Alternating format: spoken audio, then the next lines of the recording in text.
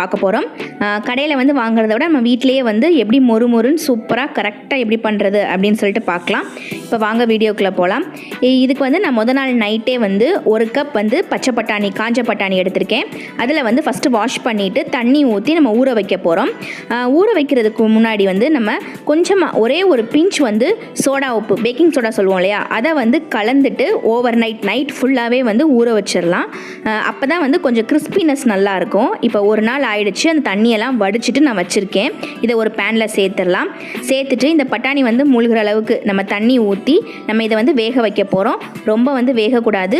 ஒரு 3 நிமிஷம் மட்டும் வெந்தால் போதும். அந்த தோல்லாம் வந்து வந்துடக்கூடாது. ஒரு 3 நிமிஷம் மட்டும் நல்லா ஹை ஃப்ளேமில் வச்சுக்கோங்க. இப்போ பார்த்தீங்கனாலே தெரியும், நல்லா வந்து கொஞ்சம் நல்லா சைஸும் வந்து பெருசாக இருக்குது. அதே சமயம் வந்து அந்த தோல் லைட்டாக வர்ற மாதிரி இருக்குது, ஆனால் வந்து வரக்கூடாது.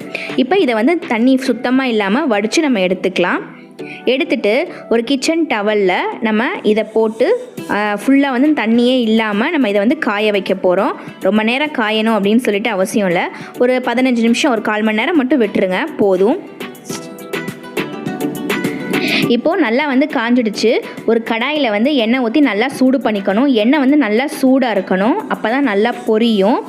இதை வந்து டேரெக்டாக அப்படியே வந்து கையில் எடுத்து இந்த மாதிரி சேர்க்கக்கூடாது. இந்த மாதிரி ஒரு கரண்டியில் வச்சுட்டு போட்டுருங்க. ஏன்னா வந்து வெடிக்கும். பட்டாணி ஃப்ரை ஆகும்போது நம்ம போட்டுட்டு கொஞ்சம் தள்ளி நின்று போடணும்.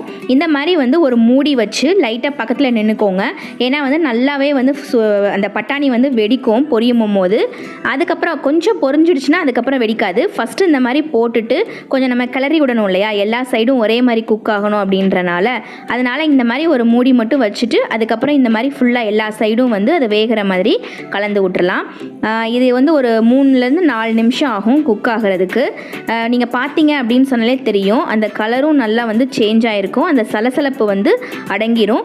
ரொம்பவும் நம்ம எண்ணெயில் வந்து ஃப்ரை பண்ணிக்கிட்டே இருந்தோம் அப்படின்னு சொன்னாலும் கொஞ்சம் கடுக்குன்னு இருக்க மாதிரி இருக்கும். ஸோ கரெக்டாக அந்த பக்குவத்தில் பார்த்து நம்ம எடுத்துக்கணும். இப்போ பாருங்கள், நல்லா வந்து வெந்துருச்சு. அந்த கலரும் வந்து சேஞ்ச் ஆகிடுச்சு. இந்த மாதிரி ஒரு ஃபில்டர் வச்சு நல்லா ஃபில்ட்ரு பண்ணி எடுத்துகிட்டு கிச்சன் டிஷ்யூவில் வந்து போட்டு அந்த எண்ணெயெல்லாம் சுத்தமாக இல்லாமல் நம்ம எடுத்துக்குவோம்.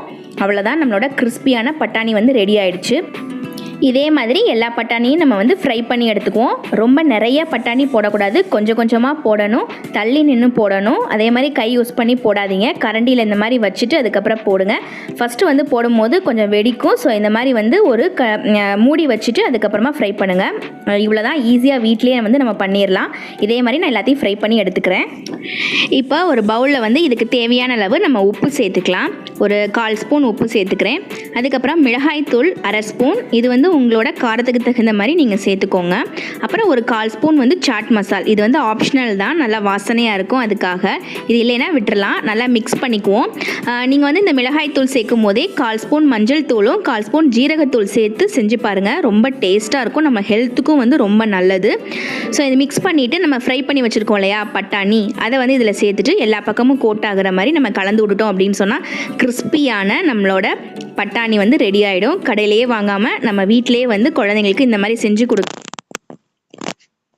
தேங்க்யூ. Bye mood.